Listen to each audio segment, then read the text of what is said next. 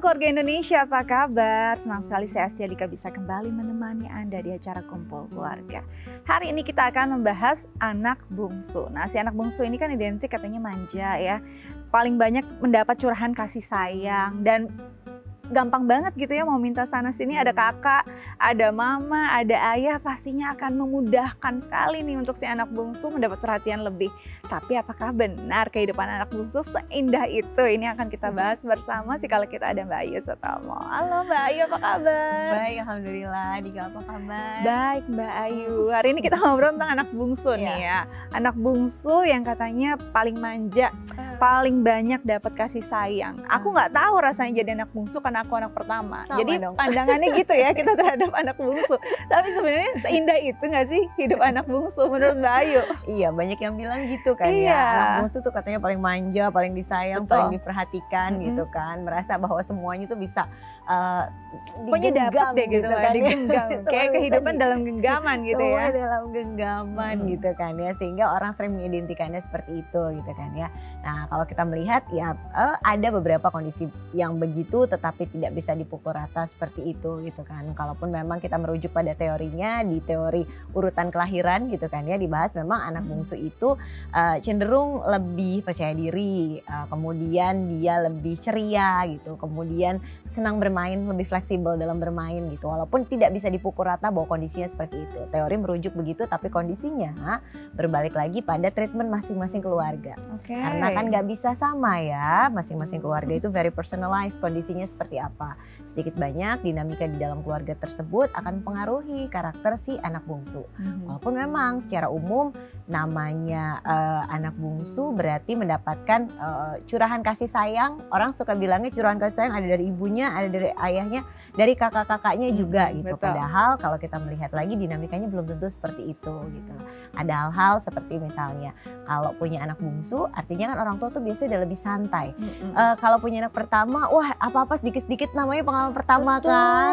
Ini itu gitu. Tapi gitu anak bungsu gitu kan ya udah lebih relax. Good point-nya adalah orang tua lebih relax sehingga anak cenderung secara emosi dia pun nggak mudah cemas, kemudian udah ya kan orang tuanya responnya sudah sesantai itu gitu kan ya, anak refleksi dari respon orang tua tersebut pun menjadi secara emosi biasanya lebih tenang, lebih relax gitu. Tapi di other side gitu kan ya, anak pertama tuh biasanya orang tua masih punya banyak waktu untuk bacain buku, untuk nemenin sebelum tidur, kemudian apa namanya untuk bercerita. Waktunya kuantitas waktu masih cukup banyak, umumnya begitu. Tapi begitu anak bungsu karena sudah terbagi, ada kakaknya, ada kemudian yang di bawahnya lagi, itu kadang-kala hal-hal tersebut udahlah ya.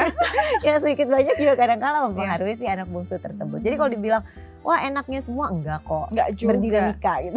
Iya benar, kadang-kadang mungkin si anak bungsu sendiri berpikir apa sih yang enak, saya justru orang yang paling banyak harus berbagi, iya kan, berbagi sayang karena sudah ada si pendahulu-pendahulunya. Mungkin kakak pertama paling enak lah, pernah dapat yang jadi satu-satunya.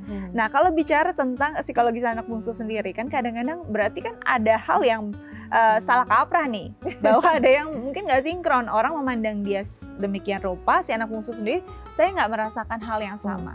Kadang-kadang ada rasa memberontak nggak sih dengan anggapan tersebut? Nah, kalau misalnya memang dia tidak merasakan hal yang sama mungkin saja gitu, karena kan ada saja yang benar-benar kondisinya seperti itu gitu kan ya, memang karena curahan kasih sayangnya dari orang tua lebih penuh, kemudian kakak-kakak juga memang dilatih oleh orang tua atau dibiasakan oleh orang tua untuk membackup dan membela adik, sehingga pada akhirnya ketika adik get into trouble atau ada masalah biasanya kakak pasang badan duluan.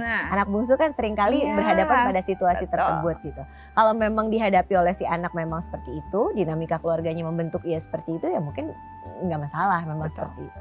Tapi kan nggak semuanya. Kadang-kala anak bungsu juga harus juggling dengan peran kakak pertama, kakak kedua gitu kan. Yang dinamikanya itu juga mempengaruhi bagaimana terbentuknya dia. Gitu. Kalau misalnya antar saudara kandungnya beres, aman semua, penuh kasih, fine. Tapi ada beberapa kondisi kan di mana kakak juga belum siap untuk mendapatkan adik, belum siap mendapatkan adik lagi gitu. Itu bahaya banget loh. Sehingga pada akhirnya belum tentu mau berpartisipasi, terlibat dan penuh kasih istilahnya dengan si anak bungsu ini.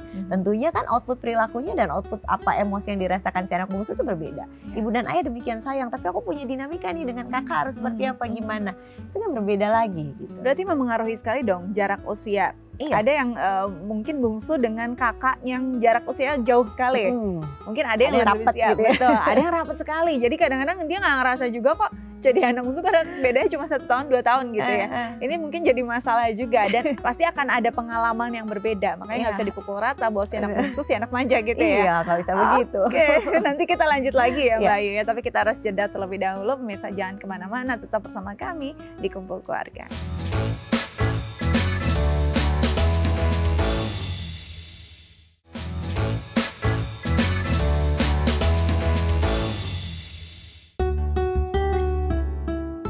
Ya pemirsa, kembali lagi bersama kami di Kumpul Keluarga, masih membahas tentang anak bungsu. Dan kita akan ngobrol dengan salah satu anak nih bernama Sisko. Langsung kita sapa ya. Halo Sisko, apa kabar? Halo. Apa kabar? Sisko, kelas berapa sih sekarang? Kelas 7 naik kelas 8. Oh, kelas 7 naik ke kelas 8. Sudah remaja nih ya Mbak Ayu ya. Oke, Sisko, aku boleh tahu nggak? Sisko nih sekarang posisinya berarti sudah pra-remaja. Sisko punya kakak berapa orang di rumah? Abang 1. Abang 1. Usianya abang berapa sih Sisko? 16. 16. Jadi beda jaraknya nggak terlalu jauh, nggak terlalu dekat juga ya. Nah, Sisko berarti jadi anak bungsu gitu ya, anak paling kecil di rumah. Kan banyak nih yang beranggapan katanya kalau anak bungsu tuh manja, enak banget bisa minta apa aja pasti diturutin sama ayah, ibu, bahkan kakak juga sayang banget. Sisko merasa nggak jadi anak bungsu yang memang dimanja seperti itu? Enggak dimanja banget sih. Kenapa? Kalau kayak sebenarnya aku sama abang sama aja, kalau mau mendapatkan sesuatu ya berusaha sih. Oke, tetap berusaha dulu kalau mendapatkan sesuatu, nggak bisa asal minta ya. Nah kalau bicara tentang enaknya jadi anak bungsu, jadi anak paling kecil gitu ya, punya abang yang bisa jagain. Apa sih hal-hal yang paling Sisko suka menjadi anak bungsu? Hal yang suka ya, aku suka karena kayak merasa selalu aman kan. Oke. Karena kalau enak lain selain itu, Apalagi? karena terkadang kita kalau kesusahan kayak banyak backup. Kalau kesulitan ya belajar, apalagi ya ada abang yang bisa bantu. Gitu ya Sisko ya. Oke, nah nih Mbak Ayu. Jadi Sisko ngerasa bahwa enggak kok, aku beda, enggak beda kok sama abang. Kalau mau minta sesuatu ya harus usaha. Ini suatu hal bentuk bahwa mematahkan bahwa nggak semua anak bungsu pasti mendapatkan sesuatu dengan cara yang mudah gitu ya. Tapi enaknya ternyata Sisko merasa selalu aman. Ini kelebihannya Mbak ya? Iya betul. Karena biasanya banyak yang backup. Kalau misalnya ada apa-apa gitu kan ya, ada ibu dulu, ada ayah, kemudian ada kakak juga kan yang kemudian siap untuk membantu turut serta dalam menyelesaikan masalah yang kadangkala harus dihadapi oleh si bungsu gitu. Nah ini memang mungkin sedikit agak kalau bisa dibilang tricky gitu kan ya, bahwa nggak apa-apa membantu itu oke, karena outputnya betul seperti apa yang dirasakan oleh Siko ini. Jadi rasanya aman. Nah perasaan aman itu kan adalah satu emosi dasar yang penting sekali ya bagi individu. Ketika dia merasa secure, apalagi kemudian itu didapat dari keluarganya gitu kan ya. Dia merasa bahwa ya bisa cukup percaya diri di luar. Dia tidak kemudian mudah untuk merasa kayak nggak percaya diri dan nggak merasa ada yang nggak disayang. Karena merasa cukup aman, cukup disayang. Nah itu fundamental dasar yang bagus banget gitu kan ya. Tetapi yang harus hati-hatinya adalah ketika perasaan terlalu aman, sehingga pada akhirnya by instinct, kadang-kala kan anak bungsu suka ditempatkan sebagai forever baby ya. Kayaknya tuh udah anak kecil aja terus-terusan gitu kan ya. Yang walaupun udah cukup dewasa, orang-orang dewasa di sekitarnya tetap hands on untuk bantu gitu kan. Nah ini yang tadi saya bilang kalau bisa sedikit dikelola. Kenapa? Karena agar tidak membiasakan si bungsu ini kehilangan kompetensi untuk menghadapi permasalahan-permasalahan yang kelak gitu kan harus dihadapi oleh dia seorang diri gitu.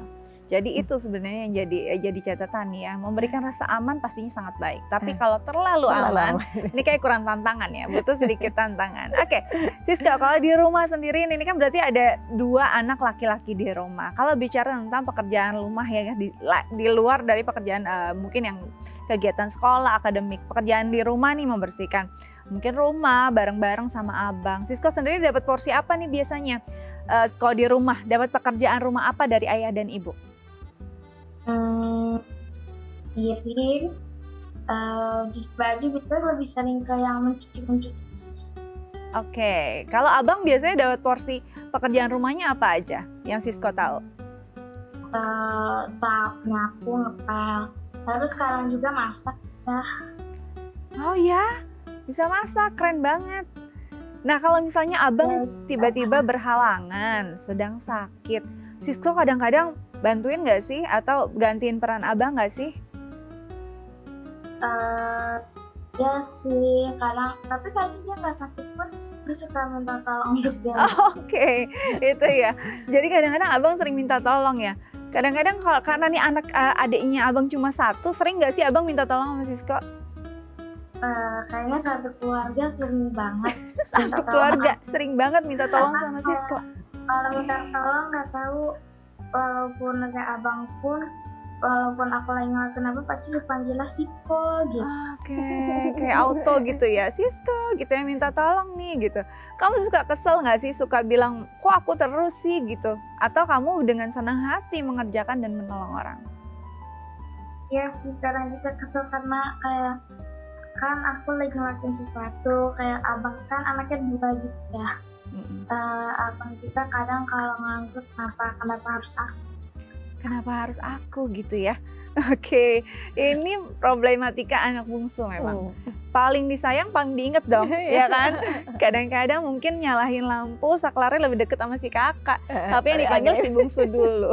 Ini adalah dilemanya anak bungsu. Memang sering begini ya Mbak Ayu ya? Saya curhat barusan. Saya curhat sih, mudah-mudahan abang denger ya.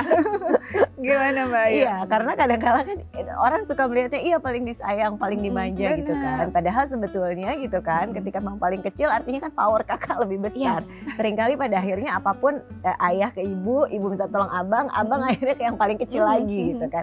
Ya sering terjadi seperti itu gitu kan, walaupun sebetulnya kurang tepat atau kurang baik. Sehingga kalau memang punya proporsi sedang melakukan sesuatu atau apa gitu, memang ada baiknya untuk bilang nanti aku lagi lakukan ini. Nah di sini sebetulnya peran orang tua sih lebih penting untuk kemudian bisa menjadi jembatan bahwa ya emang udah tugasnya bagian dari kakak adalah kakak, tugas bagian dari adik adalah apa yang harus dilakukan oleh adik. Bahwasanya saling tolong, saling membantu boleh sepanjang tidak ada pihak yang merasa dirugikan atau tidak ada pihak yang merasa berkeberatan dengan itu gitu. Walaupun kadang beberapa anak bungsu akhirnya terbiasa dengan pola tersebut gitu kan ya. Jadi sebelum dipanggil bahkan dia udah berdiri ya. Siska udah ready gitu ya, always be ready. Ya walaupun kalau sampai membuat ketidaknyamanan secara emosi gitu kan, ada baiknya orang tua bisa melihat secara objektif. Sehingga bisa memahami bahwa ini bagian porsi tugas dan tanggung jawabnya kakak. Ini porsi bagi tugas dan tanggung jawabnya adik. Gitu. Oke, luar biasa. Nah Siska di sini ada ibu psikolog kita loh. Mungkin kamu ada yang ingin ditanyakan nggak terkait tema yang kita bicarakan hari ini tentang anak bungsu? Silakan Sisko. Itu nggak sih wajar gitu kalau misalnya ngerasa kayak beda gitu sama abang, karena kayak aku kadang merasa kayak kok beda banget ya perlakuan aku sama abang, perlakuan orang tua aku sama abang. Oke, wajar nggak sih kalau misalnya merasa beda gitu ya perlakuan orang tua pada abang ataupun Siska? Oke. Merasa wajar namanya kita berinteraksi, kemudian kita memahami bahwa kok perlakuannya berbeda gitu kan ya. Nah sangat wajar sekali merasakan hal seperti itu gitu. Lalu kemudian apa yang bisa dilakukan dalam kondisi seperti itu? Gak apa-apa banget loh untuk kemudian menanyakan atau menyampaikan kepada orang tua apa-apa yang kita rasa, apa-apa yang kemudian kita pikir terhadap situasi-situasi tersebut. Tentunya dengan ya heart to heart talking dalam situasi yang setting yang santai, setting yang enak gitu. Kemudian bilang kenapa ya aku merasanya begini loh mama, aku ngerasanya begini loh papa gitu. Nanti boleh loh didengar jawaban dari orang tua. Malah kadang kala gitu orang tua pun berhadapan pada situasi yang kita maknai kok kita dibedakan, sebetulnya mungkin tidak sengaja atau tidak menyadari atas hal tersebut gitu, respon-respon yang diberikan. Nah nggak apa-apa dibicarakan, namanya keluarga kan memang tempatnya berdiskusi bersama, menyampaikan kebutuhan-kebutuhan pada keluarga. Nggak apa-apa banget untuk disampaikan, nanti orang tua pun juga bisa jadi mendapatkan insight, oh ya ternyata anakku merasanya diperlakukan seperti ini loh.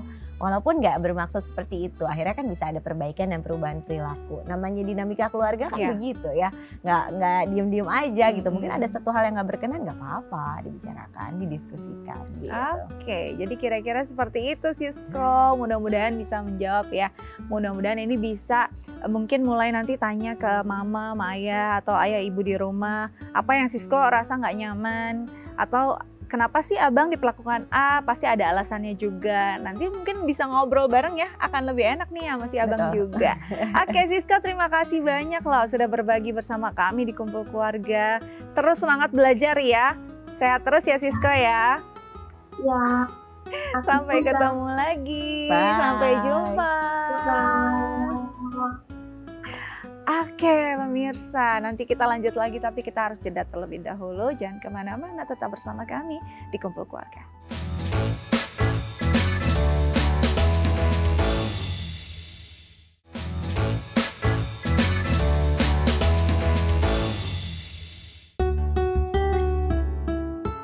Ya pemirsa, kembali lagi bersama kami di Kumpul Keluarga. Masih membahas si anak bungsu nih ya, yang katanya anak manja tapi ternyata bisa jadi anak tumpuan suruhan satu keluarga. Jadi namanya terus terngiang dan disebutkan gitu ya.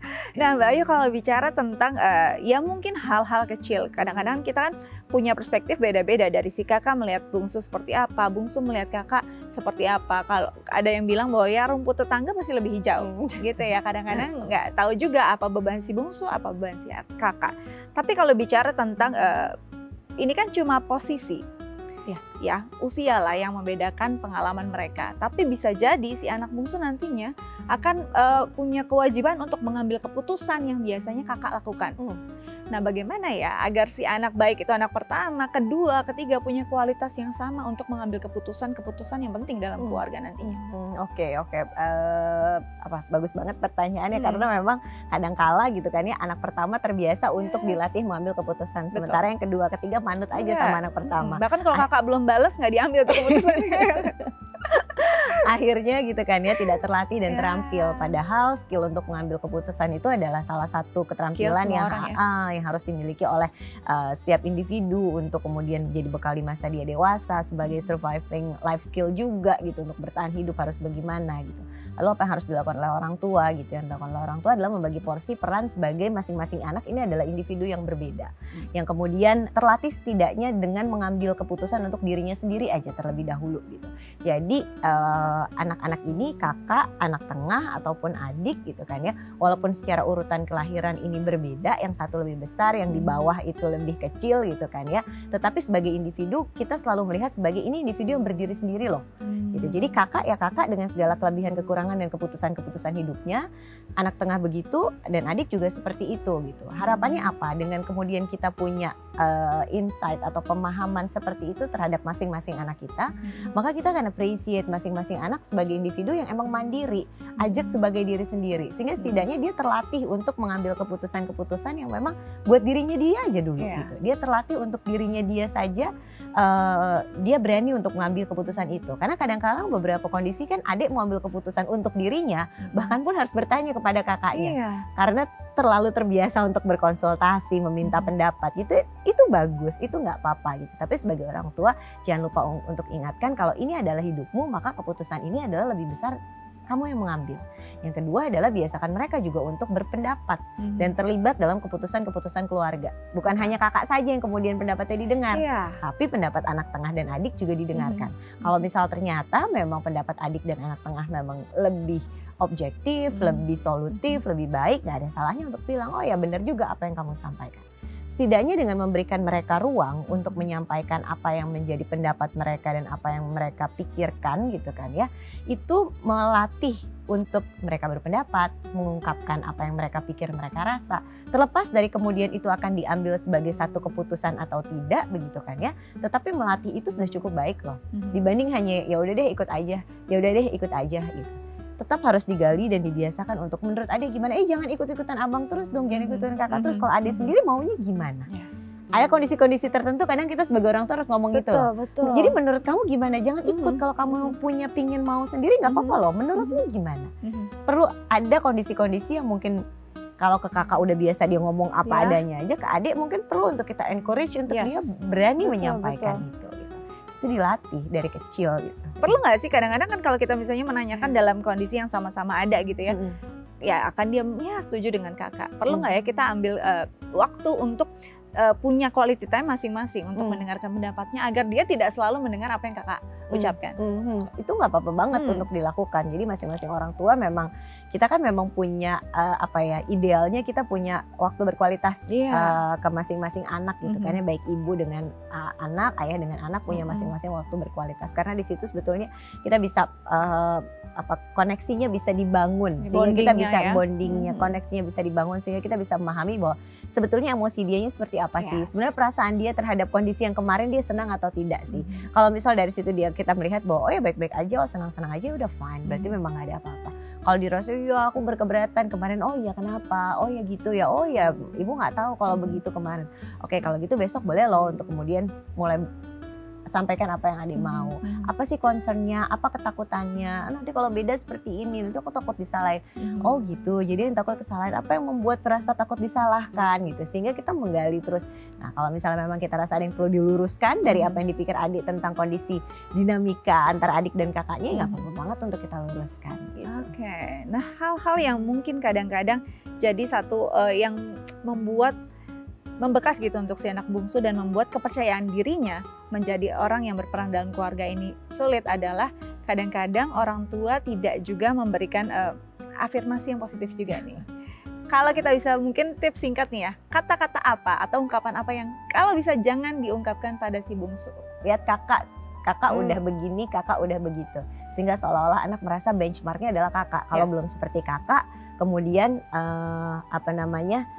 ya belum bagus, belum oke kalau nggak kayak kakak gitu. Atau kebalikannya, jangan seperti kakak nanti begini gini. Karena sebenarnya kan dua orang ini kan adalah dua orang yang berbeda gitu. Jadi adik ya adik, kakak ya kakak gitu. Kadangkala yang paling memberatkan biasanya yang pertama. Statement bahwa itu seperti kakak atau nurut sama kakak ya gitu. Kamu harus nurut sama abang, kamu harus nurut sama kakak gitu kan.